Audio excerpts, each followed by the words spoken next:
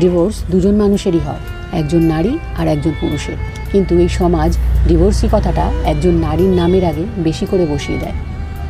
পুরুষের ক্ষেত্রে যেটা হয় একটা ঘটনা, একজন নারীর ক্ষেত্রে সেটা হয়ে দাঁড়ায় তার পরিচয়। সমাজের এই দ্বিচারিতা কেন? আসলে আমাদের সমাজ নারীর জীবনকে তার বৈবাহিক অবস্থার মাধ্যমে মাপতে অভ্যস্ত। যেমন বাড়ির মতে বিয়ে করে নিলে সে ভালো মেয়ে, সংসার টিকিয়ে রাখলে সে ভালো বউ, সংসার থেকে বেরিয়ে আসলে, সম্পর্ক ভাঙলে তাকেই দোষী সাব্যস্ত করা হয়।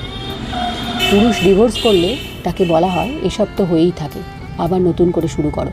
কিন্তু একজন নারী ডিভোর্স করলে তাকে বলা হয় সংসার টিকিয়ে রাখতে পারলো না। এই দ্বিচারিতা আজকের নয়। আমাদের সমাজ যুগ যুগ ধরে নারীদেরকে শুধু সহ্য করতে শিখিয়েছে, কিন্তু অসম্মানের বিরুদ্ধে দাঁড়াতে শেখায়নি। তাই একজন নারী যখন বিষাক্ত সম্পর্ক থেকে বেরিয়ে আসার সিদ্ধান্ত নেয়, তখন এই সমাজ মেনে নিতে পারে না। কারণ তার এই সিদ্ধান্ত সমাজের তৈরি চুপ করে সহ্য করা নারীর ছবিটাকে ভেঙে দেয়, বদলে দেয়।